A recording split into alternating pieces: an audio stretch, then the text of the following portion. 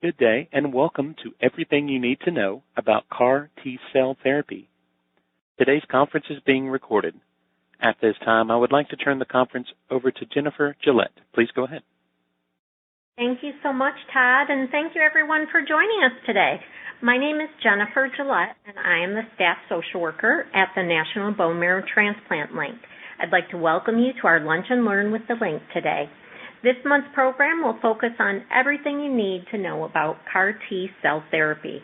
A special thank you to the Leukemia and Lymphoma Society, Insight Corporation, Pharmacyclics and Janssen, Omeros Corporation, and Bristol Myers Squibb, as well as our esteemed link partners for making this program possible today.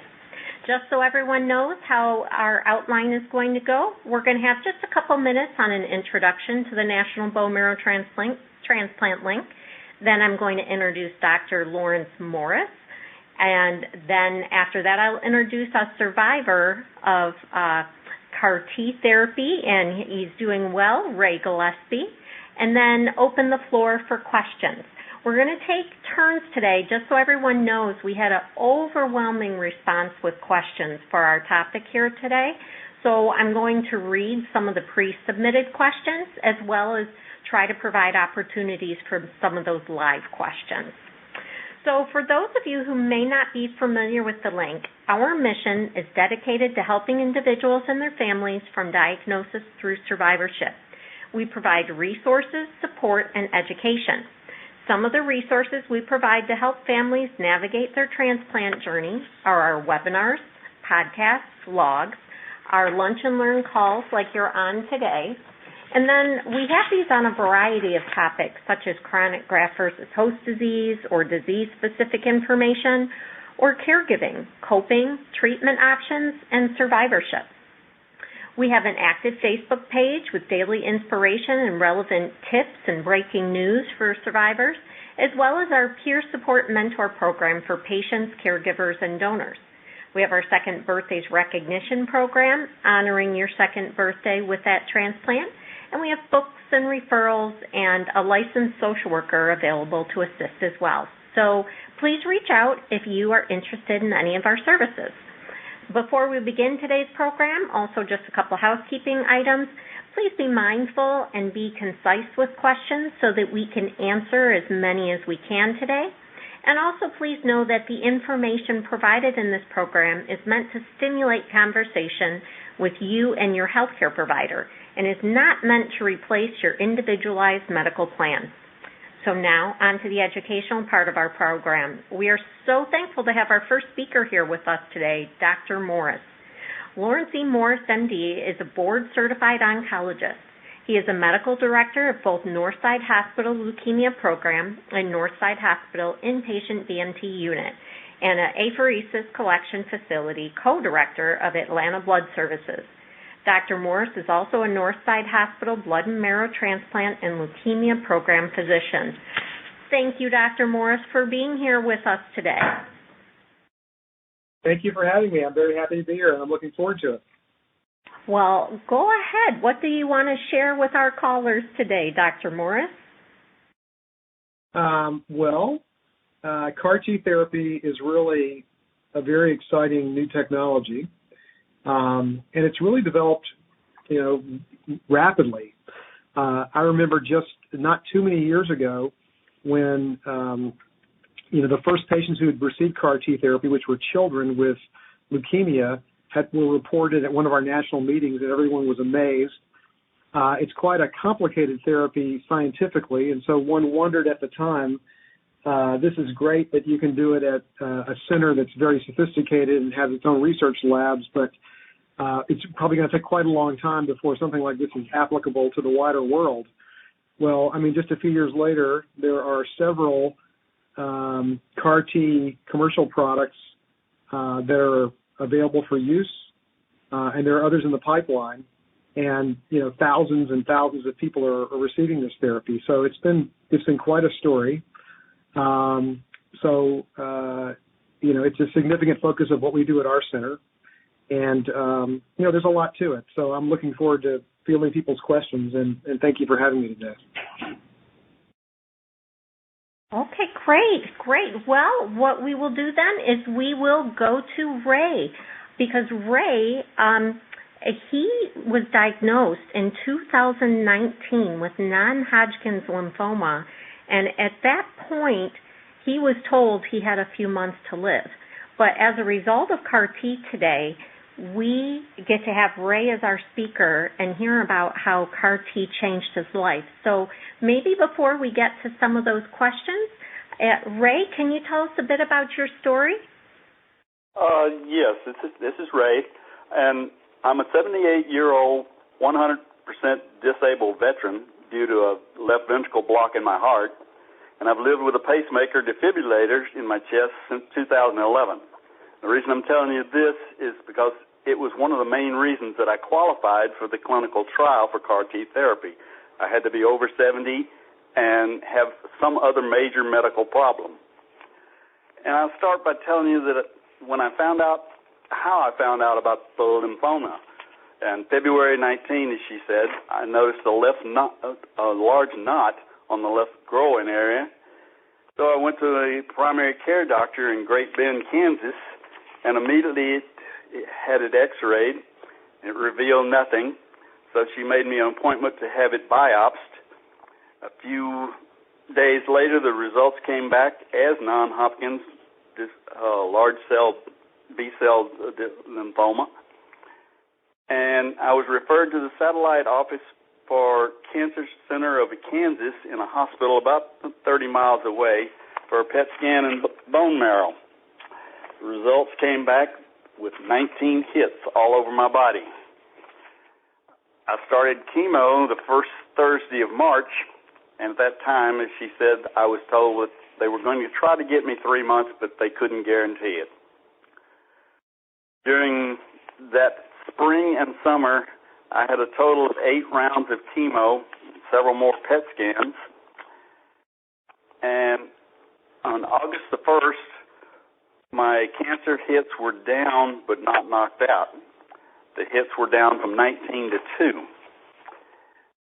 At that time, my wife had received a job offer in Georgia, which is where we were originally from, and because I had progressed as well as I had, more than they expected, my cancer doctor said, if you go, get an oncologist as soon as possible. And the closest hospital to where we moved was in Milledgeville, Georgia, and they're a satellite office for the hospital, Northside Hospital of Atlanta. And my new oncologist discussed my case with the doctors at Northside, and found out that they had a clinical trial that matched my health issues. So I was referred to Northside, where they did a series of tests and sure that I did meet the requirements of the trial. And they gave me the pros and cons of the treatments, loaded me down with reading material that scared the daylights out of me. And they discussed other treatments such as continuing chemo and stem cell transplant and the outcomes of those. We considered everything and decided that CAR-T therapy was going to be our best option. Being Northside Hospital is about 2.5 hours from where I live, they arranged us to stay at the Hope Lodge in Atlanta near the hospital. My T cells were extracted on December the 23rd and sent off to the lab.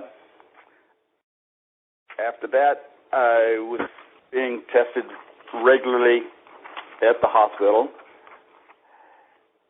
At the end of February, when my T cells were back, they gave me a heavy round of chemo so that it wouldn't, my immune system wouldn't attack my new T cells when they put them back in me. A modified T cells were placed back into my body on March the 1st, 2020. I stayed in the hospital for 7 days and was monitored 24 hours a day by the medical staff for any issues. During that week, I had a slight high fever and was back to normal the next day. That was the extent of my side effects. After a week in the hospital, we returned to the Hope Lodge, and going back to the hospital daily for tests and fluids and things like that. After a PET scan and a bone marrow biopsy on March the 23rd, 23 days after they put my T cells back into me, I was pronounced in remission. Every 3 months since then, I was tested, and on March the 23rd of this year, I was pronounced 1 year in remission with no cancer showing in my body at all. The doctors will tell you that each patient is different, and there's no guarantee that you'll respond as I have, but I believe that it was the best health choice that I could have made. If you decide on CAR T therapy, I wish you the best. And I would like to close telling you that I believe that deciding on CAR T therapy was the second best decision I've ever made in my life. My first was marrying my wife, Audrey. She's been my rock through this whole cancer ordeal, and I don't believe I could have made it without her.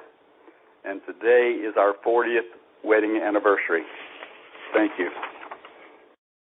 Ray, we are so honored that you are here with us on that special day, and a special happy anniversary to you and your wife. We love the fact that CAR T can get more anniversaries, more birthdays, and we're excited to dig in deeper for everyone to learn more about it. So thank you again, Ray. We really appreciate you. You're welcome. Now, Dr. Morris, I have to ask you, can you explain to everyone, how does the immune system fight cancer cells? Well, you could sort of think of it this way. If someone develops cancer, it's escaped their immune system. There is a hypothesis that perhaps cancer cells may develop from time to time and be eradicated by the immune system. But once someone has an established cancer, then clearly it's outsmarted or it's grown despite our immune system. Now, the immune system does have the capability to recognize and potentially kill cancer cells. We've known that for a long time. For instance, it's been known for decades that very rarely patients might have a spontaneous remission of certain types of cancers, including lymphomas. Also, when someone has a bone marrow stem cell transplant from a donor, generally speaking, it's the donor's immune system that is getting into the patient and eradicating the last cancer cell and hopefully curing the patient.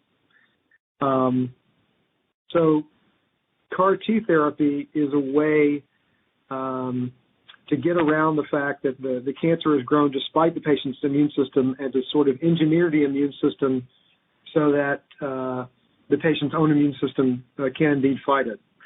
And the cells that have the potential to do this are white blood cells called T lymphocytes. Normally T cells are an important part of our immunity, and they have a lot of functions, but let's just say one of them, for instance, would be helping in the eradication of a viral infection. And so, potentially these T cells could recognize a foreign protein on a cancer cell and attack it, but the cancer cells have a lot of sophisticated ways of escaping that. The way that the immune system is engineered to fight the cancer in CAR T therapy is actually to remove some of these T lymphocytes from the patient's peripheral blood, which is relatively easy to do through an IV on a machine as an outpatient, much the way that stem cells are frequently collected. And these normal T cells from the patient go to a laboratory, and a gene is inserted into the cells, a gene that allows the T cells to specifically recognize a very particular protein called CD19. And CD19 is a protein that is on the majority of the different kinds of lymphoma cells that adults get. There are there are many kinds of lymphoma, but some of the more common lymphomas that adults get do have this protein CD19 on them. So the patient's T cells have been taken out of the body, genetically engineered to specifically react against any cell that has CD19 on it, which would include the lymphoma cells. And then, as Ray indicated, eventually those cells are reintroduced, and the cells go in just like a transfusion. They're just hung up in a bag, and they're infused into a vein. And as Ray mentioned, first the patient does get some chemotherapy, mainly just so that the patient's immune system doesn't fight off their own newly genetically engineered T cells. So these cells enter the body through the vein, and eventually they're going to encounter the cancer cells, the lymphoma cells with CD19 on them. And when they encounter them, they're going to generate an immunologic attack and actually sort of engulf and eat these cells, if you want to think of it that way.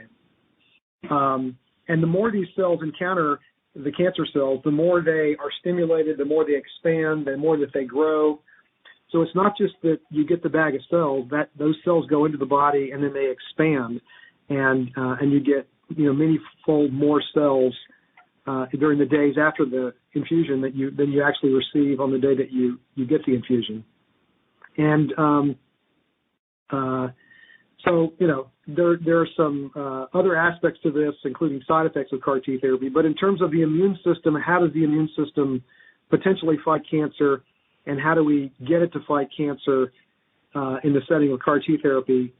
That's the basics of how that process happens. Okay, thank you. What are some of the biggest side effects that someone could experience with CAR T cell therapy? Yeah. So the two major side effects of CAR T therapy are called cytokine release syndrome, or CRS, and the other one is neurologic toxicity, and also sometimes called ICANS, ICANS. So cytokine release syndrome. So one of the ways that immune cells communicate with each other and are stimulated to grow and to expand and to attack other cells is that the T cells produce substances called cytokines. So when you introduce CAR T cells into a patient and they become stimulated and activated by encountering cancer cells with CD19 on them, and they start expanding and attacking the cancer, they're releasing a lot of these substances called cytokines. Cytokines are also the substances in the body that give rise to things like fevers. And so the first manifestation of someone who has cytokine release syndrome is usually a fever. And that may be all it is, but sometimes there's an enormous elaboration of cytokines which causes other symptoms and side effects. And these can include shortness of breath, accumulation of some fluid in the lungs, the need for oxygen, the blood pressure can get low, the patient can need IV fluids, the patient can feel weak. In a smaller percent of patients, these can be quite profound. So someone who has severe cytokine release syndrome, CRS, would not only have fever or just need a little oxygen or have a little bit of low blood pressure requiring maybe some IV fluids, but could get very short of breath to the point of needing to go to the intensive care unit, to need to be on a ventilator, mechanical ventilation. Their blood pressure can get so low that they have profound shock and need intensive care to resuscitate them from that. So that's sort of what cytokine release syndrome is. The majority, some patients will not have any cytokine release syndrome. A fair number of patients will have fever at least. Some patients will need a little supplemental oxygen and some fluids, which can just be managed on a regular hospital floor. But depending on on the patient and the situation and the particular product that's used. Maybe 10-15%, something like that, depends on the product, might actually get sick enough to go to the ICU. However, even if they go to the ICU, most patients will recover from this. We've learned ways to counteract CRS with a drug called tocilizumab, with steroids, and with other supportive care measures. So there is a risk. It's possible to have fatal CRS, but the risk is relatively low, like just 1 or 2%, let's say. The other major toxicity of CAR T therapy is neurologic toxicity, and this also has sort of a wide spectrum. This could be anything from just subtle difficulties with memory and concentration, or perhaps someone's handwriting is not quite steady. It could progress, and someone could be disoriented and not know where they are, why they're there, the time of day, things like that. It's possible to get a depressed level of consciousness where the patient is drowsy, sleepy, that kind of thing. And then in its extreme forms, patients could become comatose. They could have seizures. They could have brain swelling. Again, they could end up in the hospital, in the intensive care unit, critically ill, in a coma with brain swelling, that kind of thing. Kind of like CRS, most patients who have neurologic toxicity, it's mild to moderate. It amounts to some mild confusion or slightly decreased level of consciousness, and tends to resolve within several days. But even patients who get severe neurotoxicity and go to the intensive care unit, most of those patients are going to ultimately recover from that with appropriate supportive care measures. So both of these major side effects, CRS and ICANS, or neurotoxicity, they tend to start up within the first few days to a week, and this is why patients are hospitalized. If they haven't had any of this within a week, they could still get it. They still need to be monitored, but it's much less likely, and patients can be safely monitored on an outpatient basis.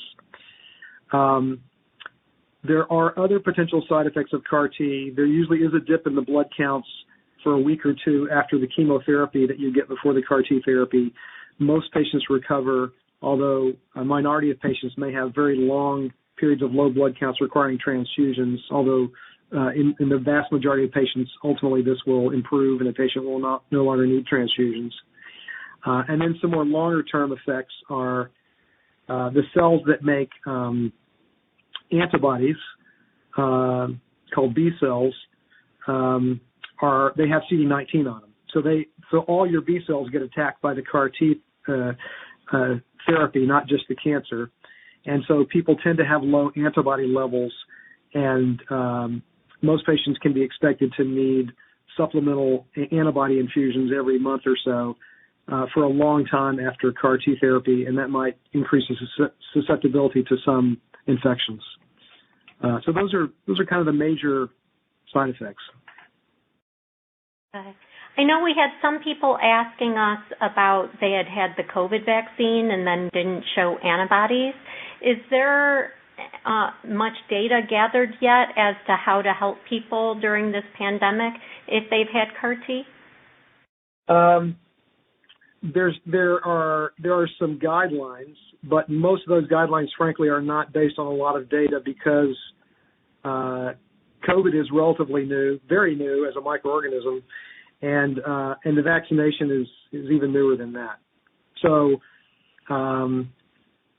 if possible, if there's time, it's best for patients to get vaccinated before they get CAR T therapy. And of course, this would have to start ideally 5 or 6 weeks before they get CAR T therapy because it takes that long to generate sufficient antibody to be protective. Sometimes that's not possible because it's too urgent to get to CAR T therapy, and many patients with lymphoma are on chemotherapy, which is immunosuppressive, and so it may blunt the response to a vaccine. It is generally recommended by society guidelines that patients get vaccinated for COVID if they've not been vaccinated after CAR T therapy. No one knows the precise ideal time for that, but something like 2 or 3 months after CAR T therapy. And then there's emerging data about, whether the vaccine is likely to be protective. I would say that there's not conclusive data on this. As you mentioned, patients have been tested and who've been vaccinated, and they are unable to generate an antibody that can be detected by currently available tests and may not be immune to COVID. So even if you are vaccinated, it's important for CAR T patients to maintain measures like social distancing and masks. Thank you. What type of patients are receiving CAR T? I know we had several questions about their particular cancer, and are they a candidate for CAR T cell therapy? Yes. So the first patients to receive CAR T therapy were children, and young adults up to the age of 25 with B-cell acute lymphoblastic leukemia. And then the next major area of study and FDA approval for CAR T therapy was for aggressive B-cell lymphomas, most commonly diffuse large B-cell lymphoma, the most common aggressive type lymphoma that adults get. So there are some other types of aggressive B-cell lymphoma, such as primary mediastinal B-cell lymphoma, which is relatively uncommon. Some patients with low-grade lymphoma transform to aggressive B-cell lymphomas, and CAR T is also approved for them as well. But the majority of adults with lymphoma getting CAR T therapy have diffuse large B-cell lymphoma. More recently, Tecartus CD19 CAR T therapy has been approved for mantle cell lymphoma. Also recently, one of the CAR T products was approved for follicular lymphoma, Yescarta. So patients who have had follicular lymphoma who have progressed after at least 2 different kinds of treatment may be eligible for CAR T therapy. And then this year, the first CAR T for myeloma was approved. And this actually is directed not against CD19, but against a protein on myeloma cells called BCMA. And this is for patients who have very advanced myeloma who have progressed after at least 4 different kinds of therapy for multiple myeloma. So those are right now the approved indications for CAR T therapy. Now there's a lot of CAR T investigation that's ongoing in diseases like chronic lymphocytic leukemia. There is recently a publication about a CAR T therapy which looks promising in Hodgkin's lymphoma. People are beginning to look at CAR T therapy for diseases like acute myeloid leukemia and even solid tumors. One of the obstacles in these other diseases is that, in a way, the B-cell lymphomas are relatively unique in that all of these lymphomas will express CD19, and so you can attack that. And the normal cells that get attacked that have CD19 on them, you can live without, meaning the B cells that make our antibodies.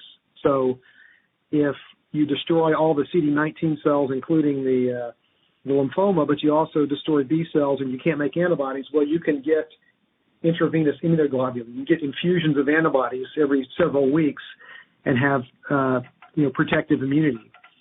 But other cancers don't have necessarily a single protein that's on every patient who has that kind of cancer that you can make a CAR T such that you can specifically target that cancer cell, that kind of cancer in every patient. So that's just one of the potential obstacles. But I'm sure that so a lot of these things will be surmounted, and I'm sure that in the future we're going to see the application of CAR T to a wider variety of malignant diseases. Well, that's wonderful. It's very promising.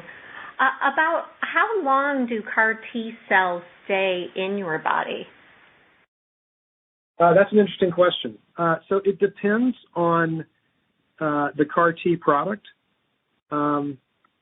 So, the most commonly used types of CAR T therapy, as we said, target CD19, but all the different CAR Ts are all made slightly different.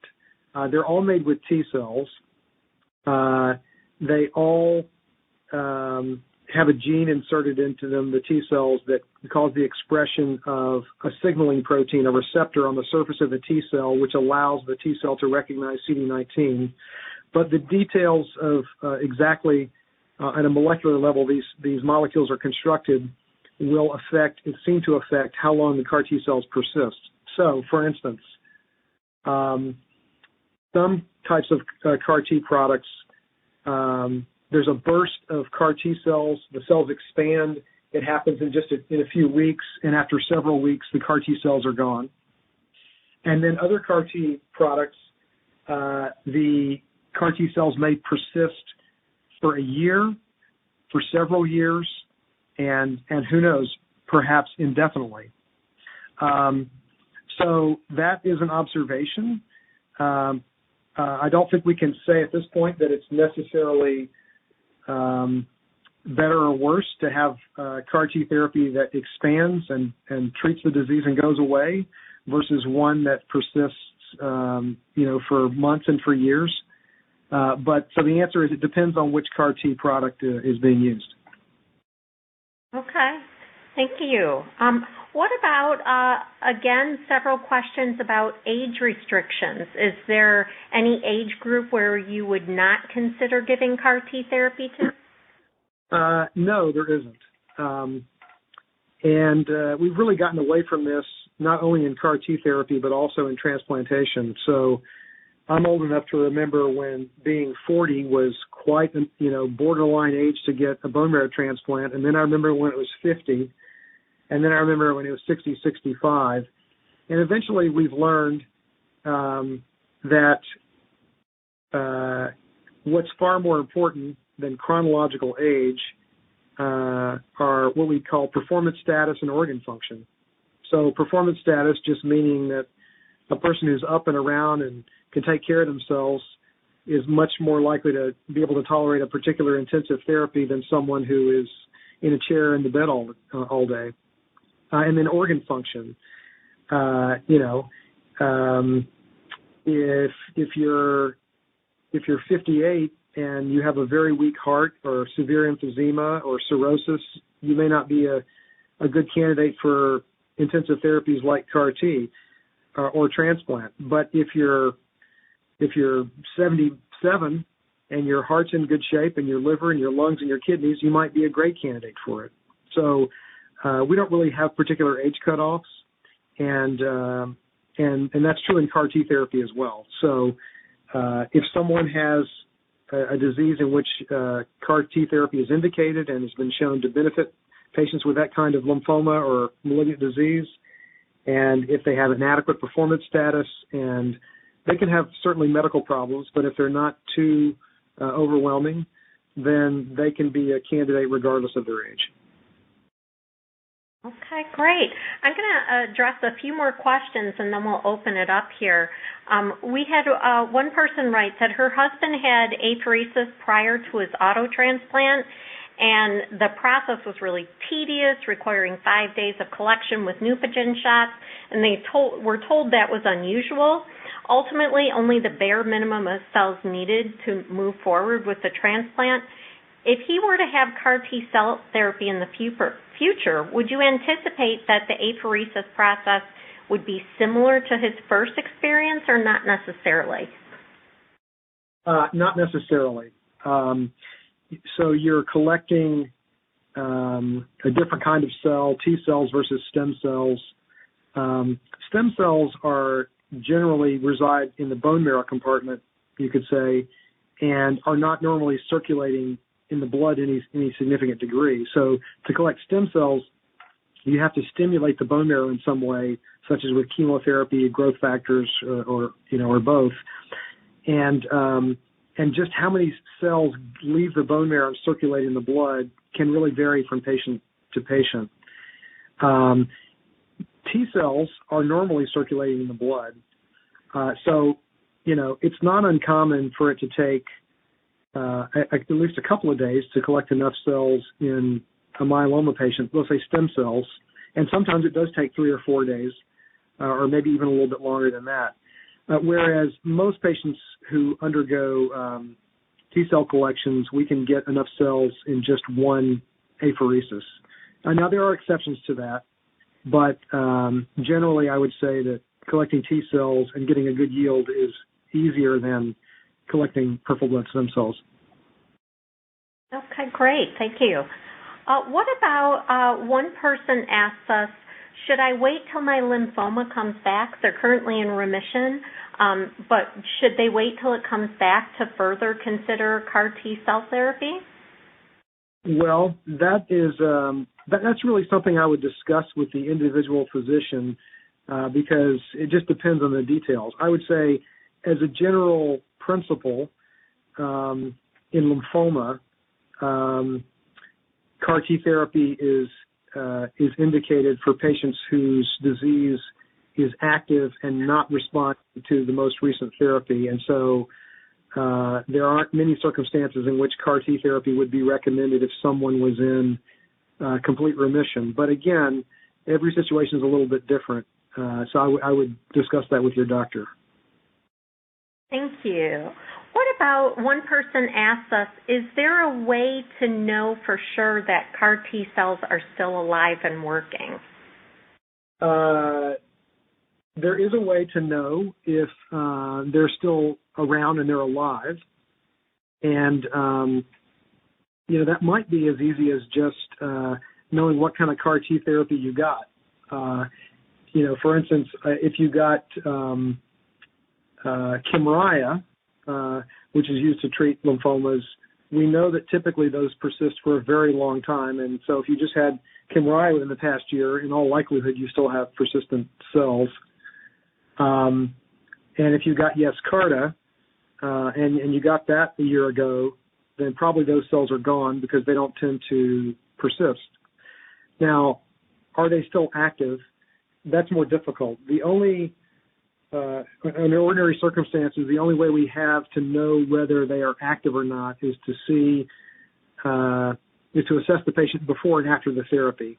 And if after the therapy the lymphoma has gone from being evident to being in remission, then they were active. But are they, let's say in CAR Ts that persist, are they performing some kind of immune surveillance function all the time at a low level that we can't detect? Don't know the answer to that. Okay. Another question here. A writer sent, I had Yescarta treatment for diffuse large B-cell lymphoma in late March.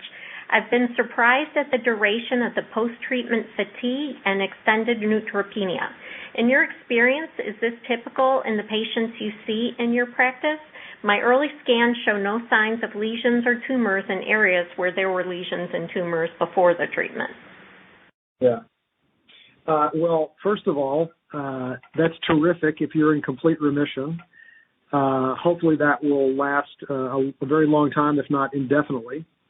But it is true that about, let's say, 20-25% or so, depends, but roughly something like that will have prolonged cytopenias, low blood counts, maybe neutropenia, maybe requiring red cell and or platelet transfusions.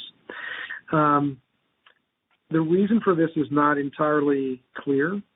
Most patients who've gotten CAR T therapy have gotten chemotherapy previously. Many have had stem cell transplants before. Some patients have gotten, 4 or 5 different treatment regimens, and the bone marrow is just sort of worn out, and there's not much reserve there. And yet the chemotherapy that's given before CAR T therapy, if you just gave that without CAR T cells, for most patients you'd expect that the blood counts might be lowered for a week or two or three, and then they would recover. But in 20-25% of CAR T patients, there can be these prolonged cytopenias, prolonged need for growth factors and transfusion support. And the mechanisms for this are not completely elucidated. In our experience, even if it takes 2 months, 3 months, ultimately patients recover a sufficient number of blood cells that they don't need growth factors and transfusions. But, that can be a very long, trying process for the patient. It can be associated with fatigue.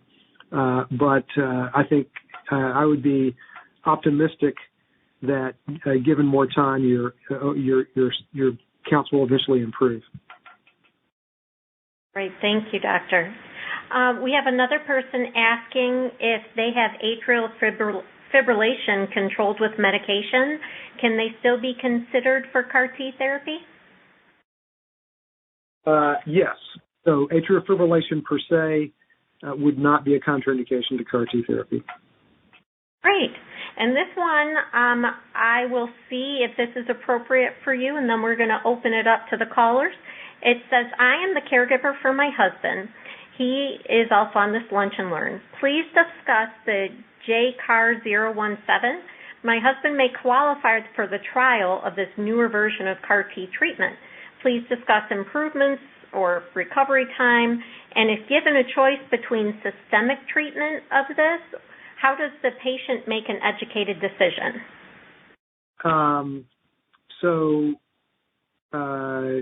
JCAR17 is a CD19 CAR T that is currently in use, and however, there are clinical trials going on to refine its use in things like, lymphomas for which it's not currently FDA approved, like let's say chronic lymphocytic leukemia, or earlier in the course of the disease, like not after 2 lines of therapy, but maybe at first relapse, or clinical trials comparing, what if we, instead of, when there's relapse of lymphoma in the first instance, what if we went right to CAR T versus going right to stem cell transplant? So if he's on a clinical trial or has been offered a clinical trial, I would, I'd definitely consider it. That's always a decision entirely up to the patient. But the things you might generally expect getting treated with JCAR 017 are generally the things that we discussed: chemotherapy, infusion of cells, observation for CRS and neurotoxicity, and hopefully recovery of blood counts within a reasonable time frame. Now, the decision about whether to get CAR T therapy, what are the alternatives for an individual patient, are really complex and involve not just medical issues and eligibility and things like that, but also and quality of life. And so, I would encourage you to discuss the particular options of systemic therapy with your oncologist. Thank you, Dr. Morris. Todd, can you please tell our callers how they can ask a question live with Dr. Morris, or if they have a question for Ray? Yes, if you would like to ask a question, please signal by pressing *1 on your telephone keypad. If you were using a speakerphone, please make sure your mute function is turned off to allow your signal to reach our equipment. A voice prompt on the phone line will indicate when your line is open. Please state your name before posing your question. Again, press *1 to ask a question. We'll pause for just a moment to allow everyone an opportunity to signal for questions. Okay, while we're waiting for those, we had another person ask us, Dr. Morris, if CAR T, if someone's cancer comes back after CAR T, is there a way to get other treatments after CAR T? Yes, and there are a variety of potential treatments. And that might include other chemotherapy drugs that haven't been used previously, It could include biologic agents, antibodies that haven't been used previously. There are some investigational CAR T studies for patients who even already had one kind of CAR T to use a different kind of CAR T. Some patients might be eligible for transplantation therapy if they've not had that already, either autologous or allogeneic stem cell transplant. So it really depends on the patient, but if the patient is, particularly if the patient still has, as we talked about before, an adequate performance status and reasonable organ function, those kinds of things, typically there are going to be therapeutic options beyond CAR T therapy for most patients. Thank you. Todd, do we have anyone on the call? Yes, we do have a few questions. We'll take our first question. Caller, please go ahead. Hi, my name is Laura. Thank you very much, Dr. Morris, for the presentation. I have a two-part question. First is the CAR T generally third line after stem cell, or can it be second line? And then secondly, does CAR T work on double expressor? If you can talk about double expressor as a type. Thank you. Yes. So if we're talking about lymphoma, aggressive B-cell lymphomas, it is right now approved for aggressive B-cell lymphomas that have failed 2 lines of therapy. So if you're talking about someone who's had a stem cell, autologous stem cell transplant, I think you may have mentioned that.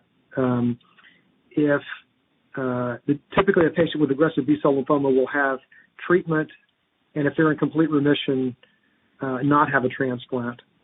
But if they are not in a complete remission or they relapse, if they go into complete remission, they're observed. If they relapse, they get treated and typically go on to autologous stem cell transplant.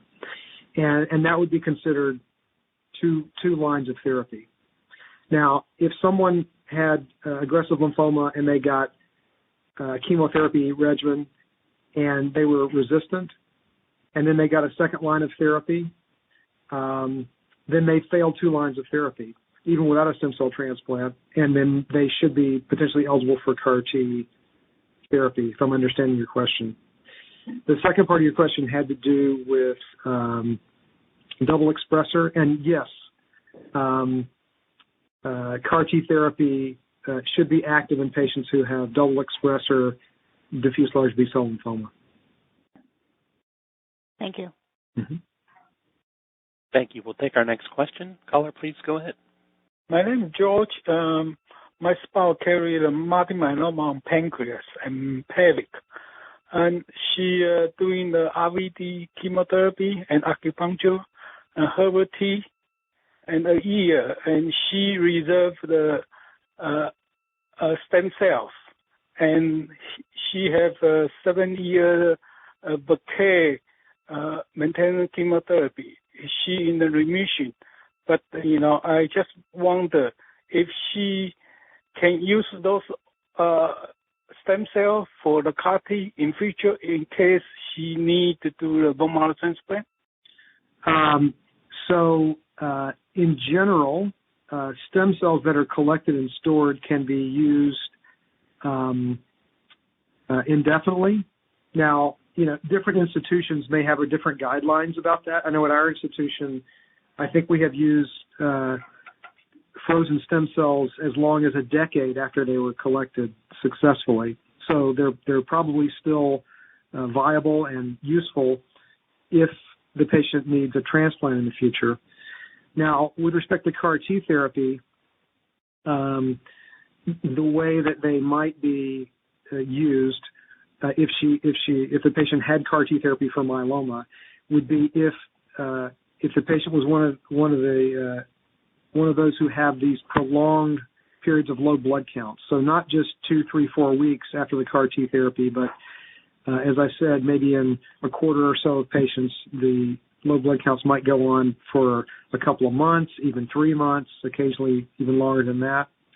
And so we have at our institution, I know other institutions are doing this, if the period of low blood counts is going beyond, let's say, about 4 weeks, and the patient has stored stem cells that were there in anticipation of possibly needing a transplant in the future, we have infused those stem cells in order to establish hematopoiesis and recovery of blood counts after CAR T therapy.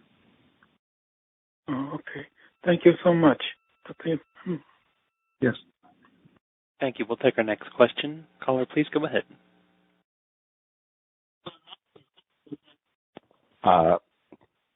My name's Bob Entman, and I'm trying to figure out if one has double hit lymphoma as opposed to double expressor.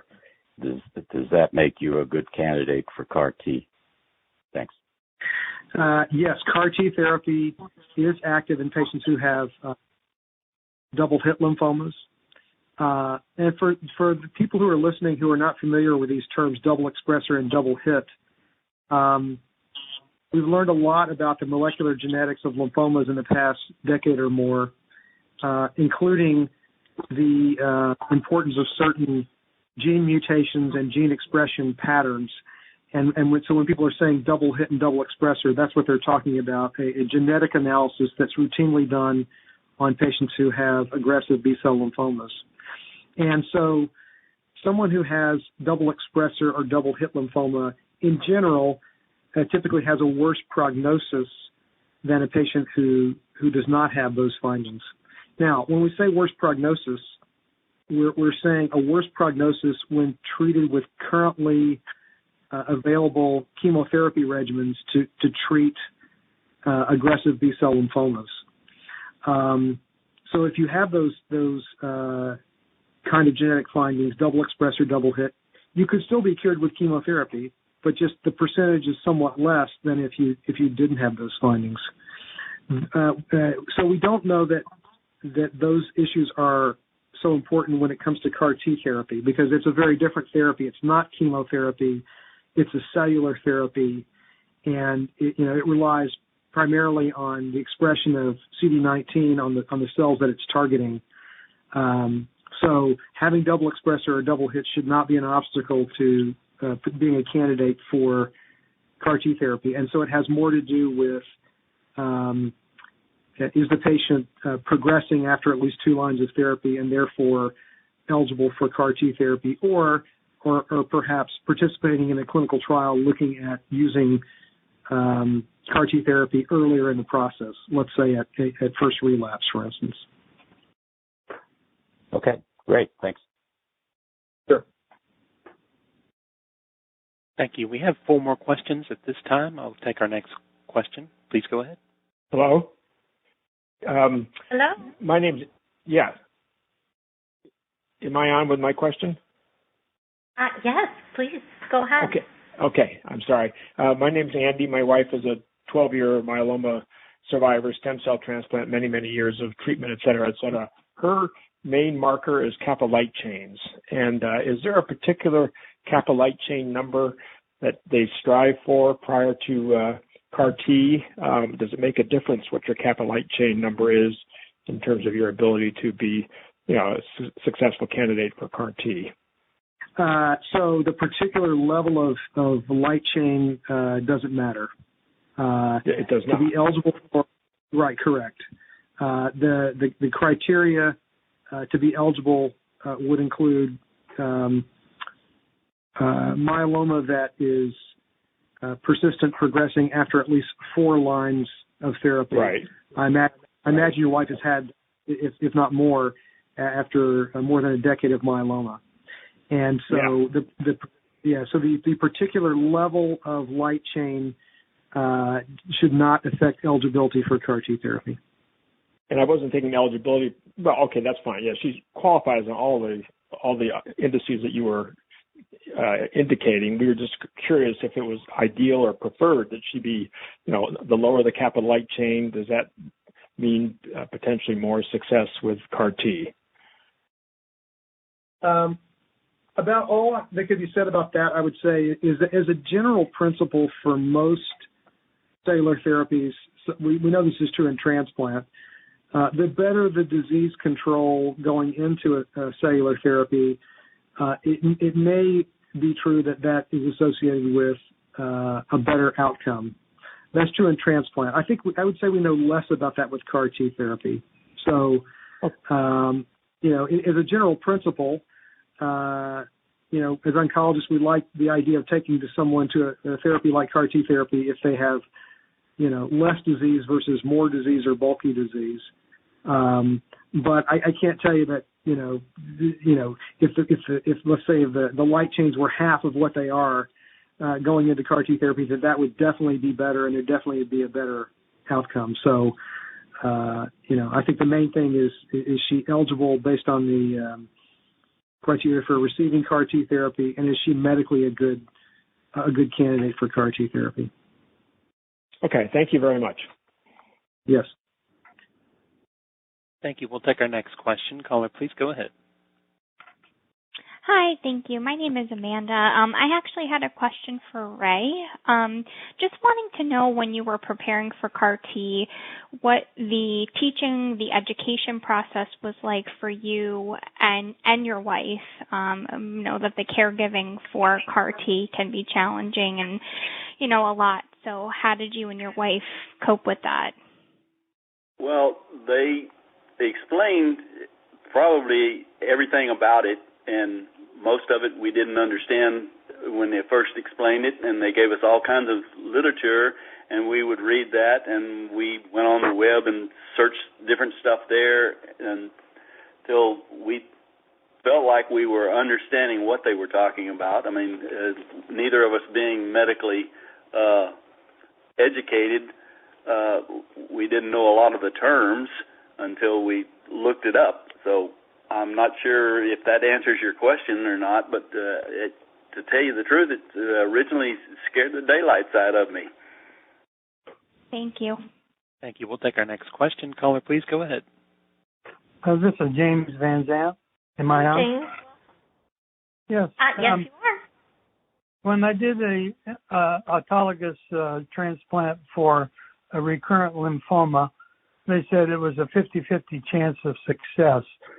So is there some kind of ratio in terms of success on TCAR therapy? That's one part of the question. The second one is, when you talked about the two main side effects, if you could give some kind of percentages as to how many people or what percentage of people are affected by those side effects? Yes. So the first part of the question had to do with how effective is CAR T therapy. So for patients with diffuse large B-cell lymphoma,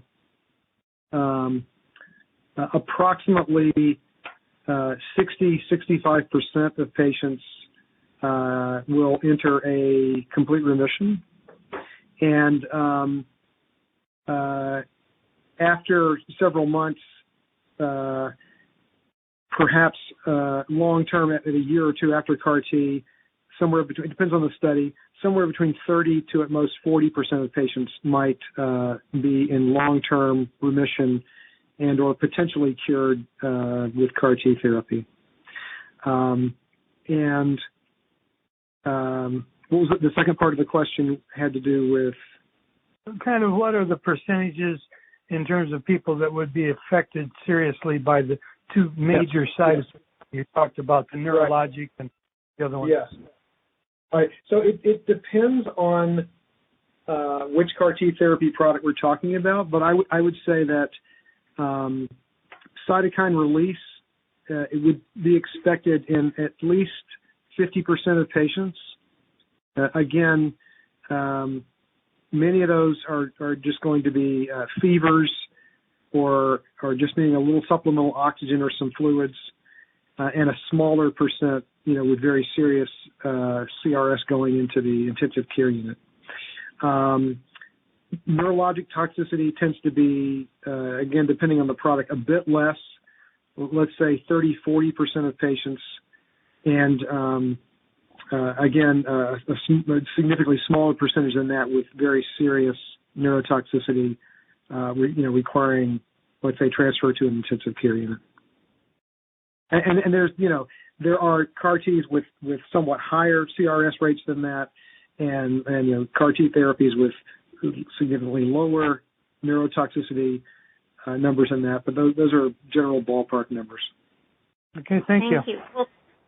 We'll take one more question. Thank you. We'll take our last question. Caller, please go ahead. Please unmute if you're muted. Okay. Well, thank you so much, Todd. And again, I just want to thank our fabulous speakers here today. Dr. Morris, you are a wealth of information. We so appreciate you being here and answering questions for us. And Ray, again, happy anniversary. We are so glad that CAR T has been such a wonderful choice in your life, and we pray for many more anniversaries for you and your wife.